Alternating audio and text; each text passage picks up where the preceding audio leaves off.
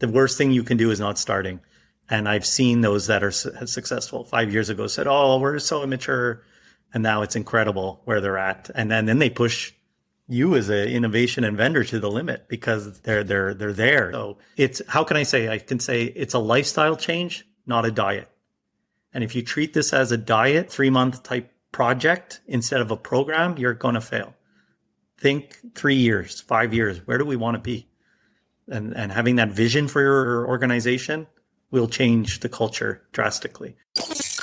Welcome to the New Process Podcast. Learn all the tools, methods, and best practices combined with people, emotions, and a human-centric mindset to rethink your process and push it to the next level. And here is your host, Marco Kloppenberg. Yeah, welcome to episode 22 of the New Process Podcast. Today we're going to explore how interfacing's EPC supports you to rethink processes. Therefore, I'm going to talk with Scott Armstrong. Scott Armstrong is an entrepreneur, innovator, keynote speaker, and soon-to-be father. He is managing partner of Interfacing and its global subsidiaries, and he's partner of Dempton Solutions, which is an IT consulting firm. As I learned, he is an avid skier. He used to compete in mogul competitions. He has an appetite for risk in business and life. He lives by the motto, work harder, play harder. Interfacing is a pioneer in processes.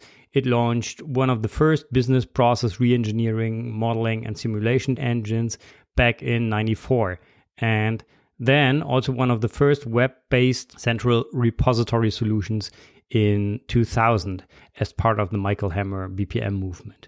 Interfacing was acquired by Scott and his partners 7 years ago and has grown to become one of the leading global digital twin solutions. Interfacing offers a full BPM suite from modeling, analysis, simulation to automation. And what makes interfacing really interesting for me as an airline guy is their solutions capabilities to cover all compliance requirements within highly regulated industries like airlines, MRO, pharma, medtech, and so on. So they are very specialized also in the coverage of all QMS, GRC, EA, and BPM requirements. That's super interesting. And now, let's dive right into the interview with Scott Armstrong. And now, let's start to rethink processes. Yeah, welcome to the New Process Podcast, Scott. It's great to have you here. Finally, we made it. So we had to reschedule the session several times. And I already had the chance to have a look onto your tool. And I'm now really curious to learn more about EPC. Welcome, Scott. Thanks for having me. Yeah, but before we dive into the tool, let's start with a check-in. So what do you prefer in an aircraft, aisle or window seat? You'd think that'd be a simple question, but for me, it really depends on the flight time. If it's a short flight, I prefer to be in the aisle so that I don't need to bother someone if I want to get up and go to the bathroom. But if it's a long haul flight, I prefer the window because it gives me the ability to rest my head to sleep. So it's dependent on flight and time of day. Yeah, that's true. Okay. And what is your favorite airport? So my favorite airport is actually an airport called in Skukuza. It's in South Africa. And It's a beautiful little airport that it's actually one just Palapa roof. It's a small airport just south of Kruger National Park. And when you land, actually the only way to get picked up is in Humvees. And as soon as you come out of the airport, you know, it was amazing to head to my hotel. I saw giraffes, I saw hyenas, I saw, the most incredible animals I'd never seen in my life. And I haven't even gotten to my hotel yet. So it's really cool. It's an experience for anyone to definitely go to. And it's actually where I proposed to my wife in a treehouse there and got married by a Zulu tribe. So it's a bit of a special place as well. Yeah, that sounds super cool. That's great. Cool. Thanks for sharing that with us. And the third check-in question is, what was the best process you've ever experienced?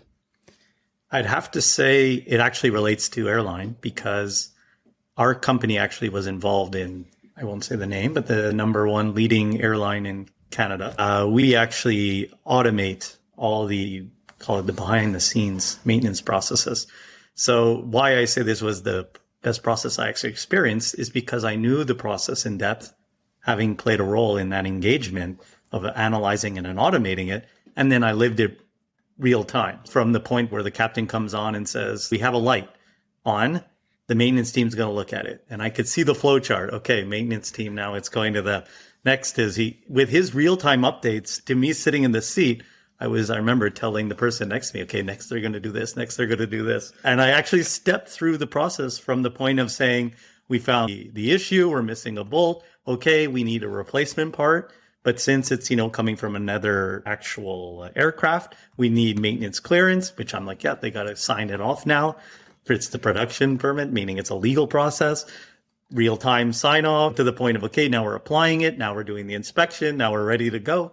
So it was very cool to be living my process real time. And before it was all done manually, and now it was all automated through our system. So it's quite the experience when and you see a flow chart and you are like the customer side of it. Yeah, that's fascinating. That's cool. Yeah, great. You already mentioned processes there, but how would you describe your relationship to processes in general?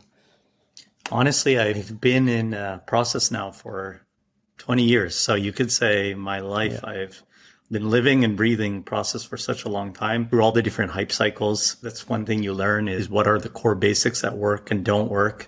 Having worked on projects and customers in every part of the world, every industry, you really get to learn the ins and outs of process and how the clients can actually benefit from it, being really the core facilitator for so many different types of programs. And I feel like it's often a shame that companies look at it as more of a control system rather, that inabilitates them to actually be more agile versus as facilitating people to move faster and share and centralize and collaborate, and how this could be really the stepping stone to doing things in a more agile and more competitive way. So when you're that close to it, you see really how it's the core of every business and every major program and project.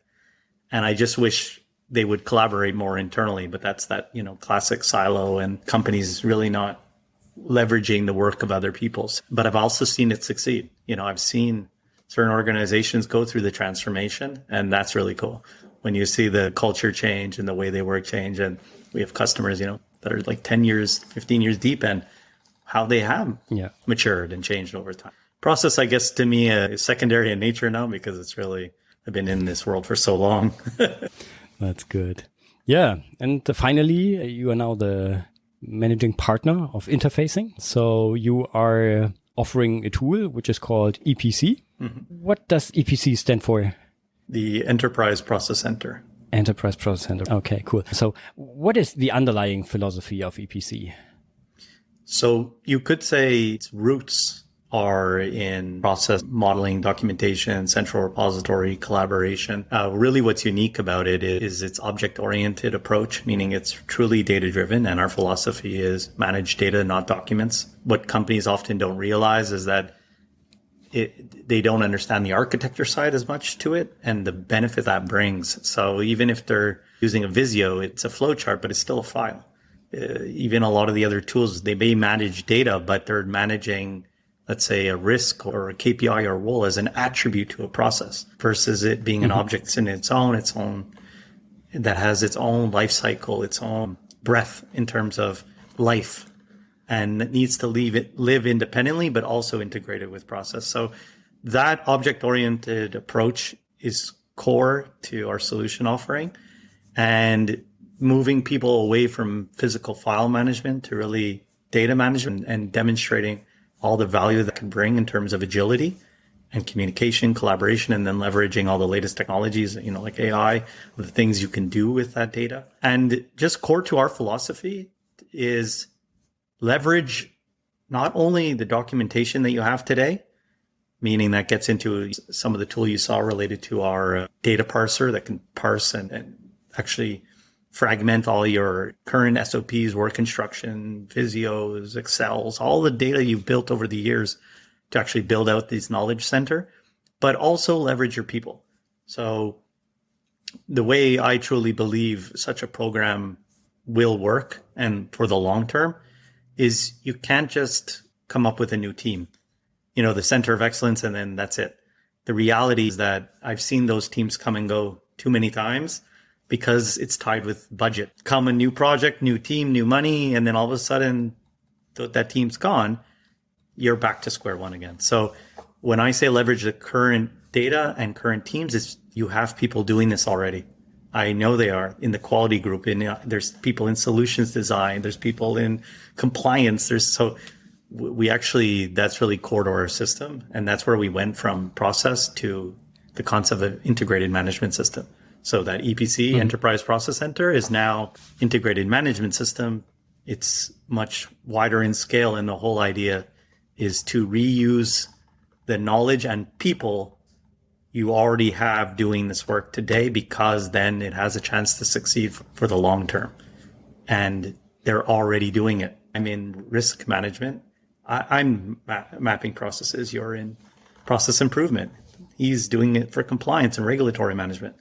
Why can't we share? Let's work together. So, and then the reality is then it becomes a facilitator for everyone else for training, knowledge, all the added benefits. But that's really the concept of where we live and breathe, is reusing the people and the knowledge and as one central source of truth in terms of the collaboration model. So not just collaborating around a process, but the different departments who do this type of work. And that's a challenge because they need to work together, meaning they all have their own objectives and requirements.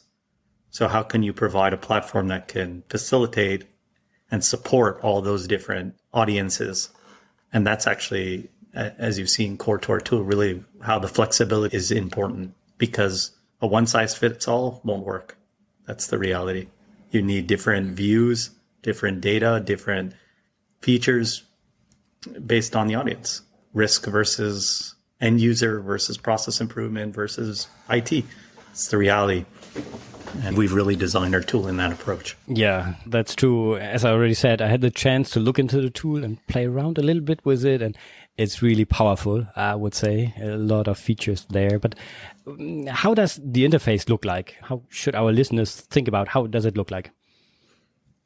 Consider the approach that we took is that not having a designer and then not having a, call it published. So the reason for that is think of like Microsoft's 365. You have the people who can build and manage and edit the docs, while also the people who can read, review, and find what they're looking for very easily. So that's where having a sort of single interface keeps it more simplistic in terms of for the end users. But of course, you have to hide all the complexity. When I say complexity of the features, capabilities, buttons, views that a analyst needs, but an end user just diverts them from what the simplicity of the information they need.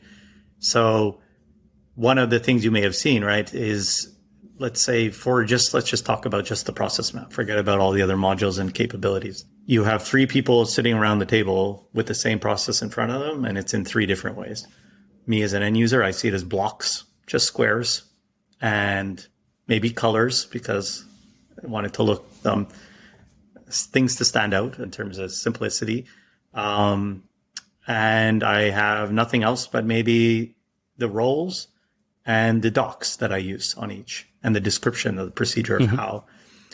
Note that even there, let's say for me, I don't see it as a swim lane, because as an end user, I don't like swim lanes. And even the next level of what we did was take a step further. First, we simplified the map. Then we realized that's not enough.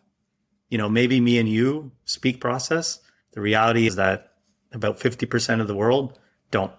And it's like pulling teeth to get them even to look at a process map and being honest. So we came up with the concept of digital SOP. Okay, how about a text version that is exactly the same as the map, but the same as a Word doc that you're used to reading? That was one of the highest adoption rates for us. You have to think of end users in the way of they're trying often to find the how versus the what. They don't necessarily, if someone says, create a webinar, but you've never done it before. So that's great, create a webinar, but I don't know how. So then I end up having to go ask someone again, which defeats the whole purpose of having such a tool. So that whole concept of walking yourself through the process through your documentation is that it gives you the how in video format, very quick, very rapid access. And then you have, the IT guy who has it is in a BPMN 2.0 view, and he probably has assets associated. He has metadata for all the data governance and touch points. Then you have the GRC team that are looking at it from a risk perspective, controls, regulations. But the whole idea here is that providing different flexible views based on different users. And in terms of the interface, what is unique about our tool is that, we took best practices to build it on top of our API 100%. So the back end and front end is completely decoupled. And what you can do through the front end, you can do via the API direct for ease of integration for third-party systems. Do it direct. Don't even come through our tool for syncing and tons of data that we do that. But more importantly, too, is it allows us to give major facelifts to the product quickly because it's decoupled, right? So we could actually leverage all the latest technology in the UI side that moves very quick and keeps changing. So it's something that we continue to adapt and evolve, but also it's built around, lessons learned of historical. Just the ability to, person A wants to see thing in a map, person B doesn't. It's not enough to say company A versus B. I'm telling you, it's not enough. You need to satisfy person A versus person B within a company. So flexibility of data driven gives us that because it's not a picture anymore. It's just a view of many data nodes, right? Coming together as a single view, but is unique based on the audience. Yeah, but core of how you map or model the processes is BPMN 2.0 or? The baseline of the system behind the scenes is BPMN 2.0. Correct. So we can import and exchange with third-party systems. But actually, it's not what we recommend because it's not that it's not well thought out and extremely powerful. It's that I've also seen back then was when they were trying to merge, call it the business and IT, single view, right? Shared view and going all the way to automation. But the farther you go into automation, the further it gets complex, the map. And the reality is then the more people need to learn and the less lack of adoption. I'm just being honest. It's not well adopted, BPMN 2.0 from an end user perspective. So our core actually recommendation is using what we call simple BPMN. So you still stick around a world standard that everyone it's, broken up to 5 shapes, start, end, task, gateway. That's it. Don't use anything else, all the other stuff as your base. So it's aligned with a global standard that people know, but it's simplified. But again, like we talked about, you can bring in your own custom shapes to give end users a different view than your analysts. That's exactly. That's what I already saw, and that definitely makes sense. It's super fascinating to see how process could look different just based on the optical configuration which you put into the system. And then it's still in the background, BPMN model, but it looks completely different. That's super cool. Yeah. Less is more. Definitely. Yeah. For end users, believe me. Yeah, that's a core of the new process approach there, to have it as simple as possible. And I would even prefer to just have roles, activities, and decisions, and that's it. So no start and end events and just the adjacent processes to navigate between the different processes then. But yeah, I saw the value. The only thing I could say, the value of the start and end. I agree. Sometimes they're overused because it's a BPMN rule. You need a start and end, but is it just an extra shape, right? To your point on the map for nothing. I agree with that. You don't have to. Where I see the value of start and end is really when it interconnects with another process, because the reality is that's often not at the start and the end. That's halfway through. You make a decision, and that's where we normally find people's processes fall flat. It's those handoffs in the middle, and they have no idea where it goes, where it comes from, and there's a decision point, but to nowhere. So that's where I see the value. Yeah, absolutely. But I prefer to have just the adjacent up and downstream process there instead of having events and results, for example. But let's don't get too deep into this philosophical discussion there, but that's super fascinating. Cool. So let's imagine I'm a process modeler and I want to create a process in EPC. How do I proceed? Okay, so if my recommendation, first of all, in terms of how do we create a process, to your point, is what we've been pitching right now, which is extremely well adopted by companies. And I'm being very honest, is the reality is that the second you have to build a map, you have a learning curve. So if you're someone who has basic knowledge of, mapping in any tool, then very easy to use our solution, right? Call it using standard drag and drop and all that. There's also some bells and whistles of sequencing and auto layout and all these types of things. But I wouldn't say that's so innovative in terms of our tool versus another. What I see more is simplifying it. Again, we're trying to get more people adopting process. So call it the core process modelers. They're pretty easy. They're used to using mapping softwares. So what about those that aren't? And that's where, we bring in the concept of, we have what's called quick form mapping, which is there is no process map, and you just simply add task 1, task 2, task 3, reorder them. I do this, then I do that, then I do I approve it? Do I reject it? So you're just fill in a step-by-step sheet and then reorder things, and it builds the map automatically. So they can visualize, but they don't have to drag and drop anything. They don't have to understand really the process, but it gives a good visual. But that's a good way to get more people documenting their processes. They understand what they do. They understand how they do it. So they can put procedural stuff, but they don't understand the concept of process maps. That's a good tool. But the number one way that we've been with our clients have adopted and seen huge results is they're using our document process mining tool that actually mines, like I mentioned to you earlier, unstructured data.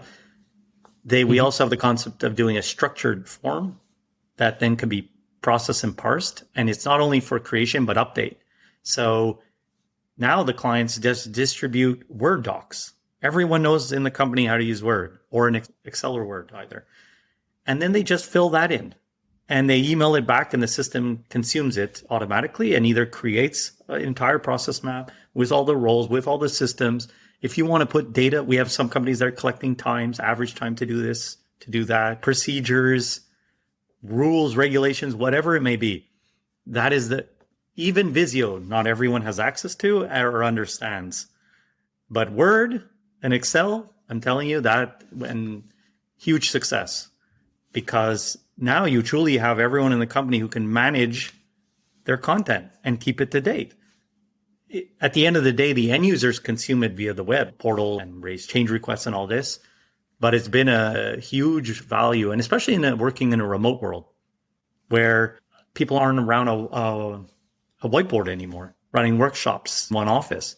They're distributed all around the world at home. So how can I collect all this information very easily without having to run all these interviews and workshops? And this is a great way. It really jumpstarts the project. And we have companies even using it then our tool can generate a book with the current, they update it, and then bring it back up again. You've taken all the resistance out of the way of learning anything and then gaining all the values, which, as we know, once it's in there, all the reporting, all the analytics, all the end user collaboration, feedback loops, improvement side of it.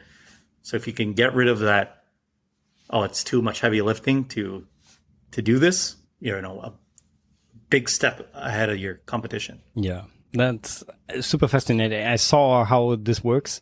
And I think what we did for the other tools I already interviewed here is to publish a video afterwards where it is demonstrated how to map processes. So maybe we can create something for EPC as well, where you show how the different ways of how to create process models, and the normal way by drag and drop modeling the process. I think that's easy to understand for the listeners, but by showcasing one of the other ways you just mentioned, or maybe you have already a video which we can then link, that's super fascinating. You, as the listeners out there, definitely have to see that, because that's quite interesting how EPC is doing that. Happy to share some videos. And just Mirko just mentioned, we do have in the community site over 50 to 100 videos on all these topics. So happy to share some specific ones. And just to mention too, even on the standard drag and drop, what's unique about our tool is we have auto swim lane generation. So some people don't like mapping into swim lane. They like mapping in what's like low chart or flat map view.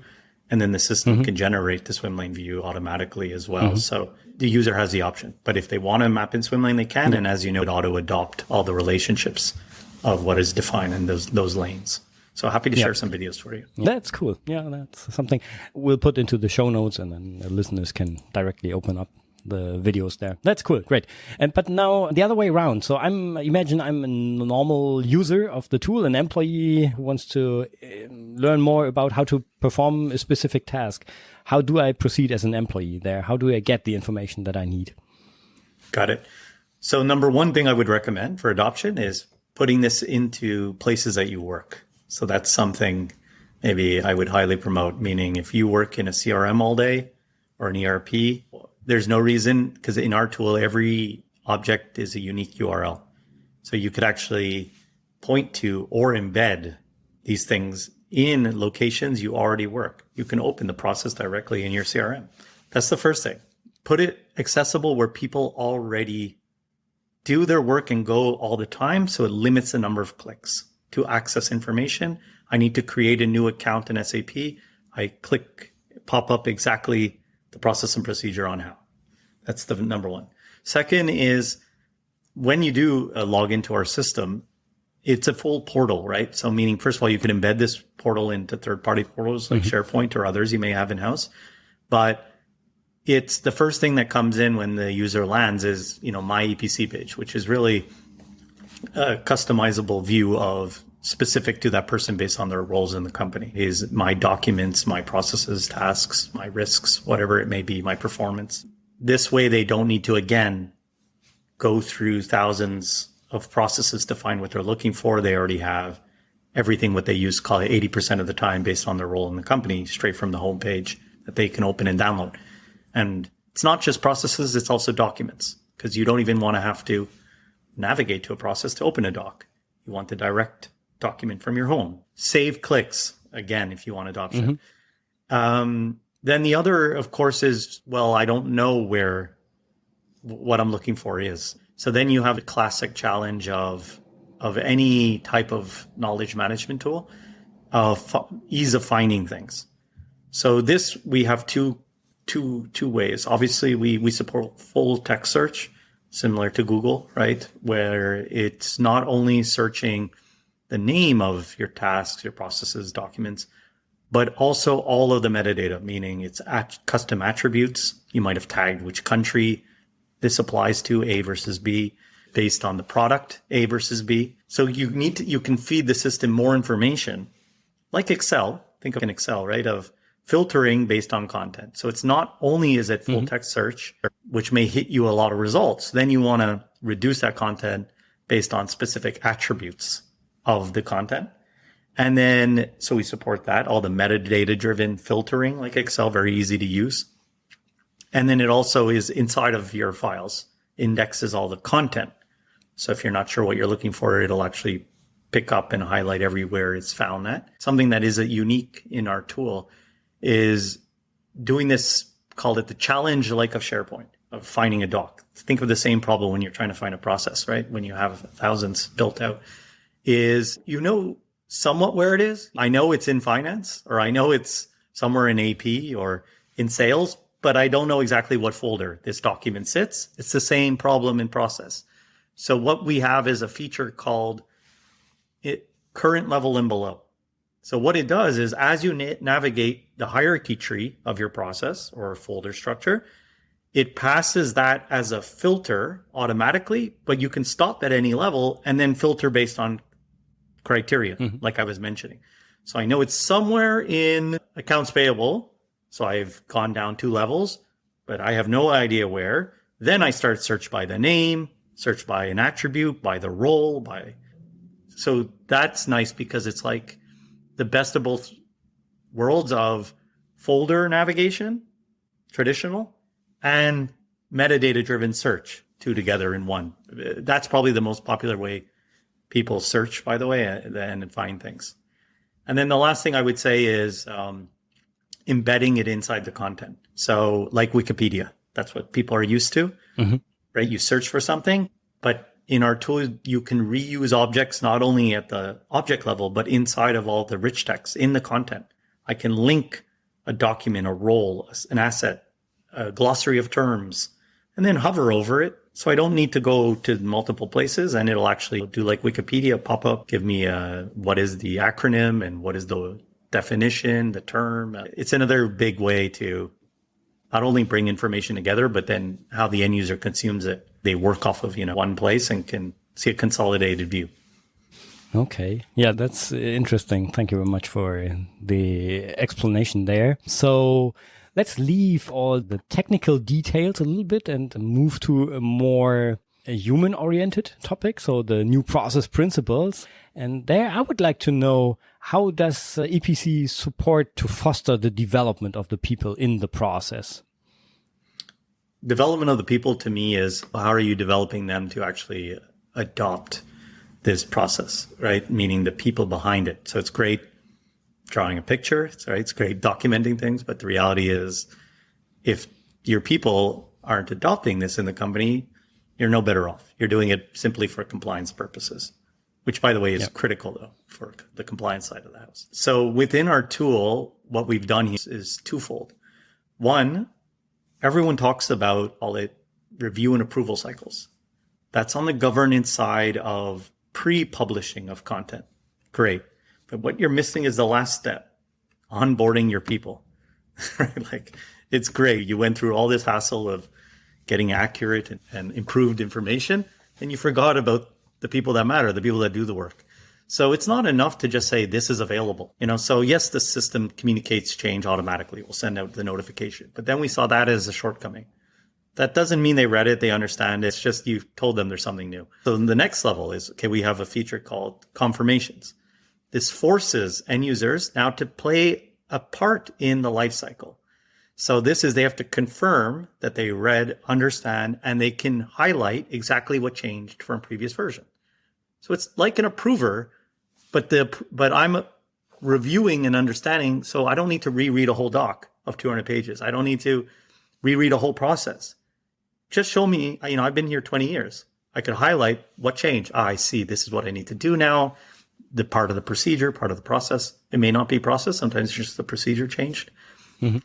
And now you have full circle, right? That I am accountable for signing off that I read and understand it. It's that level of granularity, believe me, that matters to get your people. The second is, you could go a step further and then actually embed custom trainings on each specific process. So, because then you say, okay, you confirm that you read and understand it, but did you really? Right? So how can I ensure that Mirko knows his new process? How about embedding a custom survey that he must take and must even pass? And then how this integrates is with our whole training management module, so that when people are onboarded in the company, automatically it builds their whole training program, but with specific dates based on their roles, with all the different tests and trainings, videos and things they must undergo. And if they switch roles, same thing. Okay, Mirko is already in this role in this country, so it automatically recognizes the trainings and that you've already taken, and then two, builds up your new ones, because now you have new processes, new procedures. So it's doing the delta gap, and the system manage all of this for you. So it's tying in, not like today, the problem again of that broken world, you have the training group and you have the documentation or improvement group, but they need to work together, because the reality is training should be on your processes, procedures. That's another big gap we've recognized in companies' collaboration. So we brought these two things together.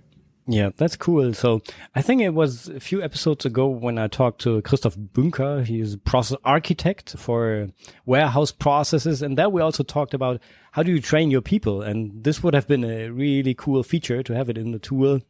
So not just publish the processes in the tool, but also get support from the tool for the training, like you just said. But that's a specific additional training module, or is this, like having this survey, quiz, test thing, also part of EPC? It's a part of our platform. It's our own application, our own IP, but it's another module. So we have many modules, as you've seen. There's about 20 in total, about approximately. So wow, yeah. So there, it all depends on the maturity of the company and how we can add more as the company grows. So that gets more into our QMS applications and beyond the documentation. Where does it go from then? Well, audit consumes it.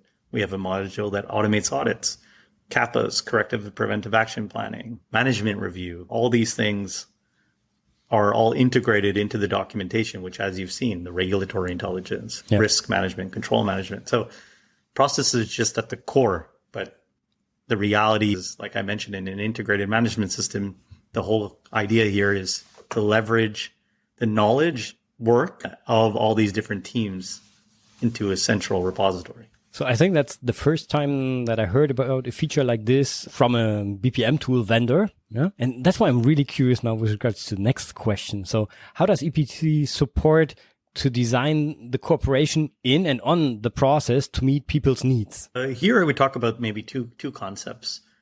One is, okay, well, how do you ensure that, right, exactly it's aligned with their needs and their wants? Because, right, there's both sides to that. There's, first of all, the tool has its own collaboration form embedded within it. So that's the ability to collaborate around a specific process, but not just at the granularity level of the process. They can really get down to even the specific task or document or role. So you can get more specific to raising change requests and improvements and collaborating around that. But if you really want to get an adoption, one of the nice features that we've added is it's integrated with Teams. Everyone works with Teams, or 90% of the world, let's say. So again, where I talked to you about putting information where they work today, they don't need to go to our tool. Automatically, I get a message in Teams. I have the process there. I can view, or I have the change request, the comment. I can immediately reply and collaborate dynamically around all the documentation, but all through Teams, which is very powerful. So you talk about how do we ensure that it meets their needs? It's collaboration. Give people a voice and a place to do it, and you'll be surprised. They have good insight. I'm telling you, the biggest and most successful companies that we've seen in terms of process improvement aren't doing things like in-depth analysis and simulation. I saw that, 15 years ago, that traditional like manufacturing floor doing design and analysis. In today's digital world, that's too slow. There's no time, right? Like you have to be so agile and fast. Get the information, implement improvements, get information, iterative approach, constant.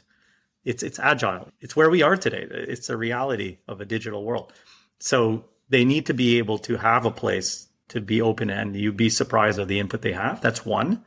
But then when I talk about digital world, it's how do we incorporate and ensure, to your point, the needs, the original requirement is what's implemented at the end, right? So you have business saying, it should do this, X, Y, Z. What I mean is this could be supported often by systems. And it doesn't have to be our own automation tool. It could be SAP. It could be Oracle, Salesforce. It doesn't really matter the underlying application. There is a lot of configuration management or development that is required to deploy these things correctly as per your processes and business rules, meaning not only the rules of the flow, but at the form level. Show, this field if then type thing. So I'm not sure if you're aware of this, but in our tool to support this whole concept, we have dedicated areas for capturing requirements. This is I would like it to do X, Y, Z per task. So you can capture all your system recs. It syncs with tools like Jira. So this needs to go through the tech. So you talk about how can I ensure that it's actually implemented correctly afterwards to meet my need? Well, our system not only generates epics and stories and tasks inside of Jira, but they stay in sync, because the reality is there are system limitations that have goalposts that could you do anything and everything? Sure, but no one has time to do everything custom, right? You got to leverage tools that are out there and work within the goalposts. And sometimes it's okay to cut a corner, to not have it exactly how you would want it, because that takes a year. This takes a day. So these decisions end up happening behind the scenes. And the problem is business is often out of the loop, because it has an evolution from what we said to how it was implemented, and then back to me in the business to know what changed over this life cycle through the agile mode.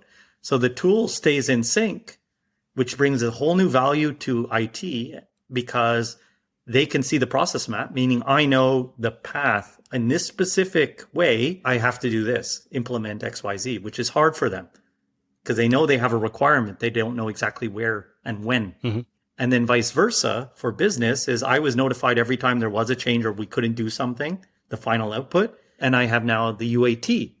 So for user acceptance tests, we have the final output of what's expected, the final flow, and all the final requirements of that were actually implemented. So then we do our UAT off of the reality. And then that leads into our last step, which we talked about earlier. This then translates into our procedural documentation and training. So it's that full life cycle. It's not just about doing process mapping. It's about how does this embed in terms of delivering real value to the business and how it facilitates that. So that's another example of our innovation around integration with real systems being used for automation and incorporating process as core to bringing value to the program versus a tool for just saying rigor. Yeah, well, I was not aware of all these features. That's super interesting. Thank you very much for these insights there. With regards to rethinking processes to get to more human-centric BPM, is there anything else we have missed our listeners should know about EPC? The only thing I would also say is when you think of process in today's world where we are, don't just think of a process map. It's not enough. Nowadays, with our technology that we have available to us, to me, process is risk, is objectives, is capabilities, is regulation. When I say is, the reason why I'm saying that is you can't improve a process or change a process or automate a process without understanding all these aspects. Because if it's not aligned with an objective or a strategy, then why are we doing it? If it's a capability, how are we delivering on capabilities? Oh, we're delivering our products mobile, but we have no mobile testing processes. We have no mobile testing applications. So the fact of a company in today's day and age thinking that these can be managed independently, in my opinion, it's core to process because you may say, hey, if I remove this task, I improve efficiency by 50%. Fantastic. Great. You did all this work. Guess what? That's a key control and it's for this compliance reason and we can't. So the reality is we need to share. You get my point is this is tied with a regulatory requirement, meaning you have to take that into consideration when you're thinking of your to-be state. It doesn't mean we can't evolve. It means we have to adhere to this and then implement something that meets the criteria. But you need to know that. Yeah. You get my point? So that's all I would say is that it's core to process. It's not a different project and program. It's not. Yeah. It needs to live together. Yeah, I fully agree. That's true. Cool. Thank you. Yeah.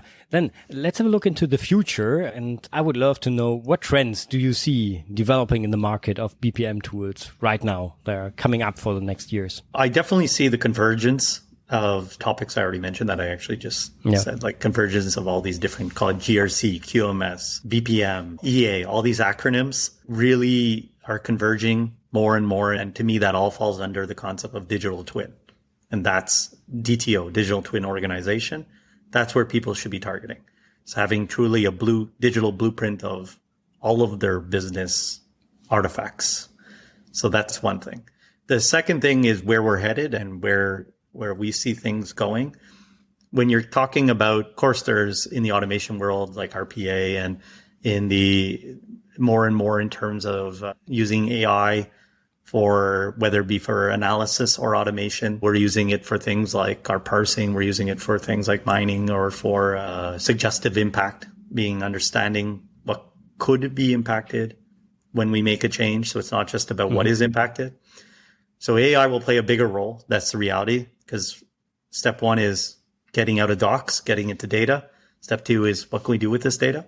So that's the cool part is what we're at that stage now is what can we do with it and giving more value to business so then to see what can be done with the data and then providing that fragmented data on demand.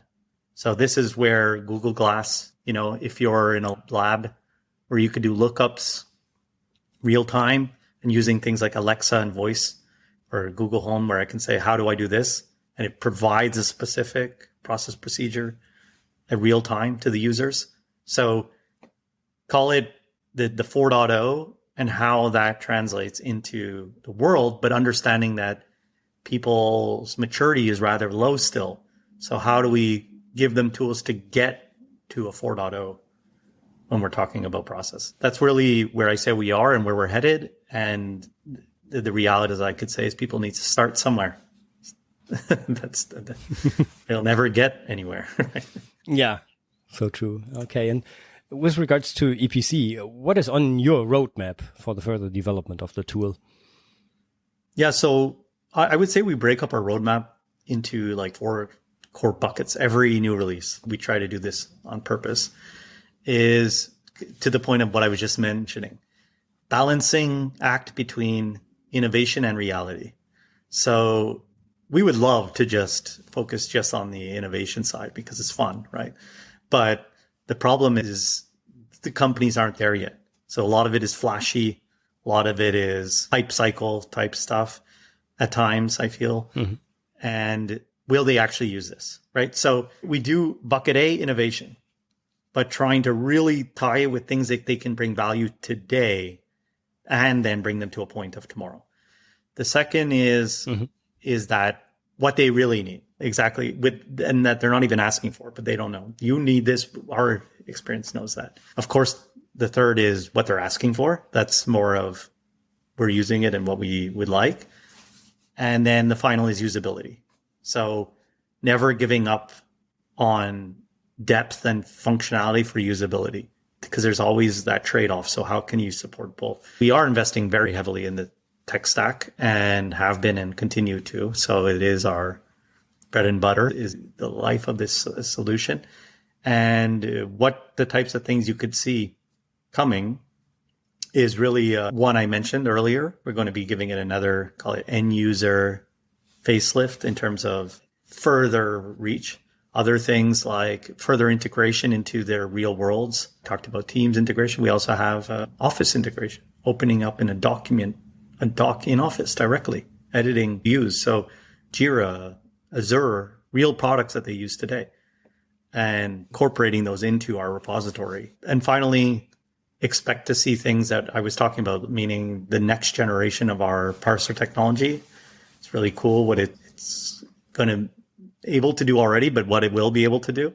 Some of the exciting things of like image recognition and other AI-driven tool set. But overall, our core buyer hasn't changed. We're not planning to do a major shift in terms of the requirements we're trying to achieve. We're just trying to limit the level of effort for a company to use and manage and maintain such a system and really maximize adoption. Okay. Yeah, that's good to know. Thank you for the insights there. And now the question many people are asking for sure, what is the price? So first, what is the pricing model? And then I would be interested to know, like imagine a company with about 1,000 employees, what would be the rough price there? And for a startup, like just with 50 employees, what do I have to pay if I want to use EPC? Just the core features for mapping processes, accessing these processes we talked about.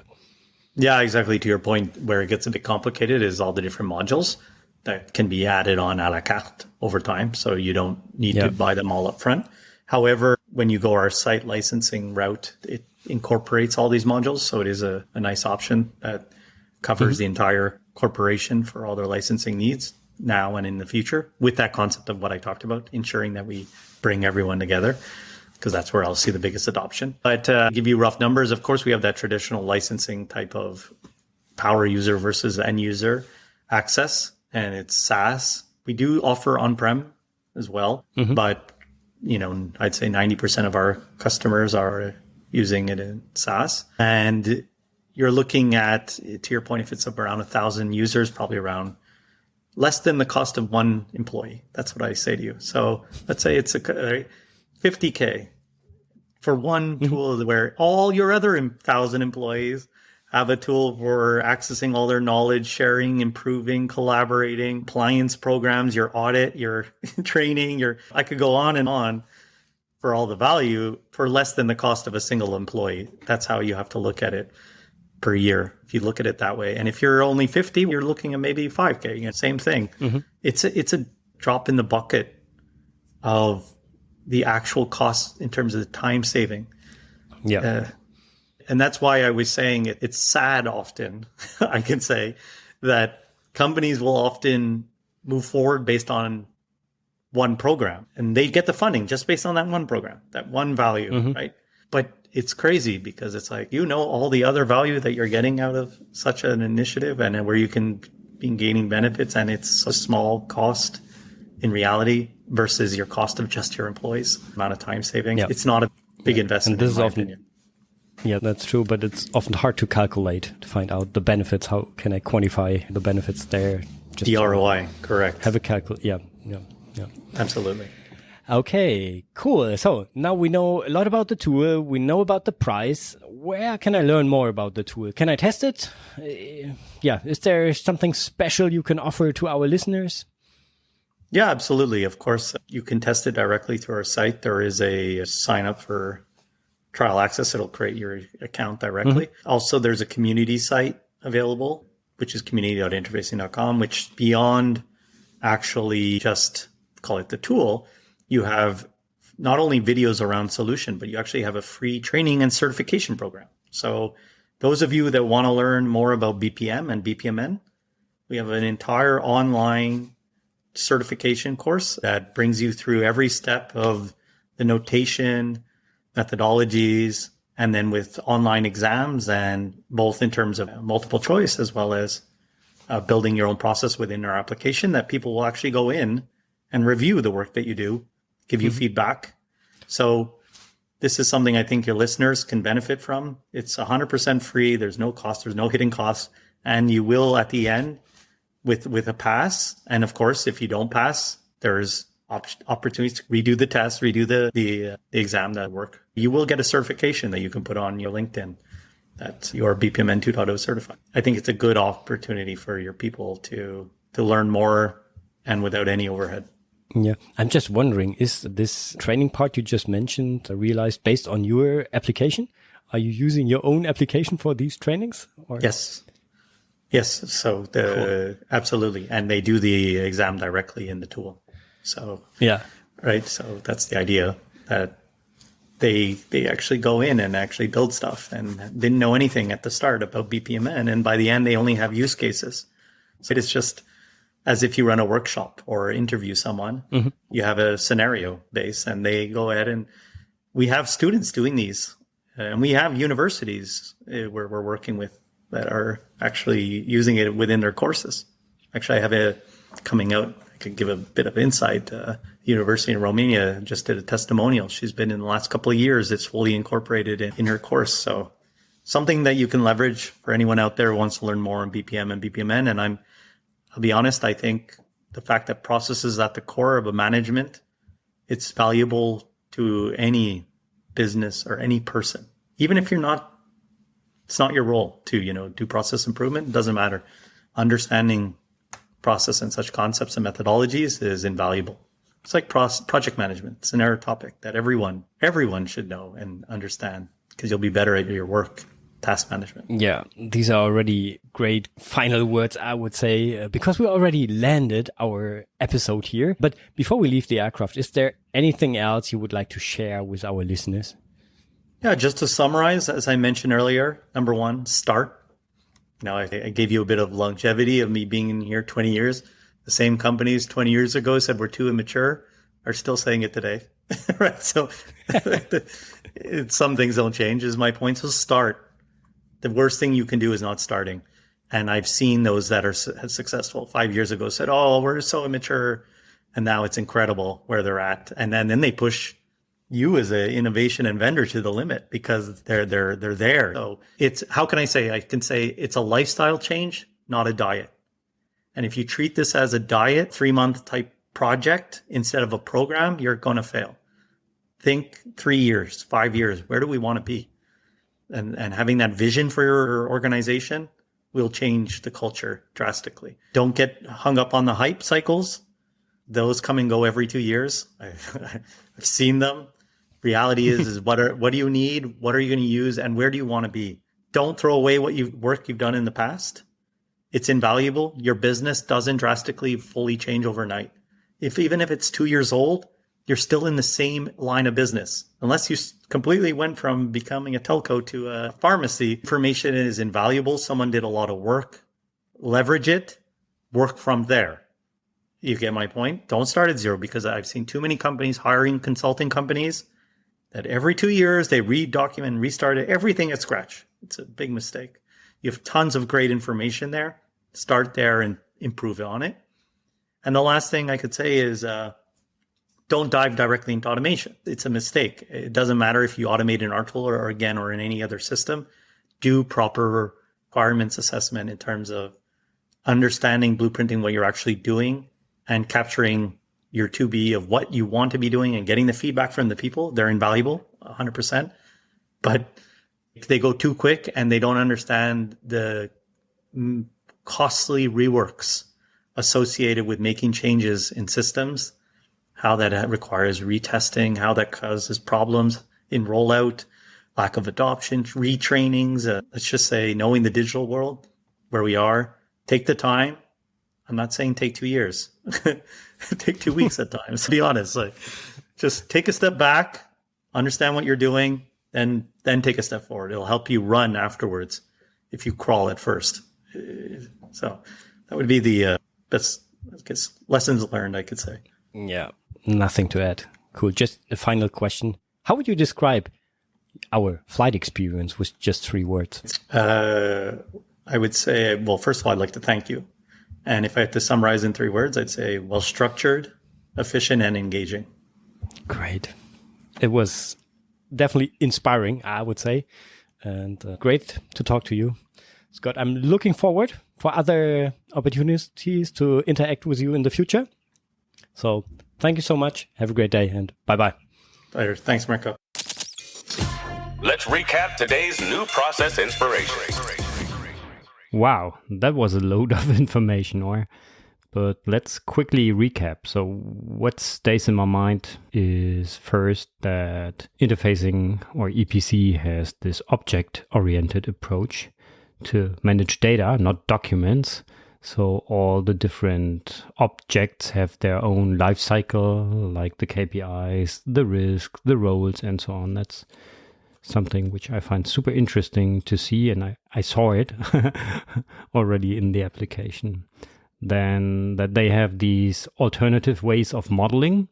So the data parser, which Scott mentioned, is super interesting to explore. And also there I already had the chance to see how this works. So there you can really somehow import documents like SOPs, or you're using a template for modeling, and then the parser creates automatically a process model out of this document. So therefore you have to mark special areas in the document and so on. And then it parses the document. That's a cool feature. Also this quick form for mapping of processes, where you go step by step through the process and just type it in to create the process model. That's an interesting approach. And last but not least, to have these different views for different users.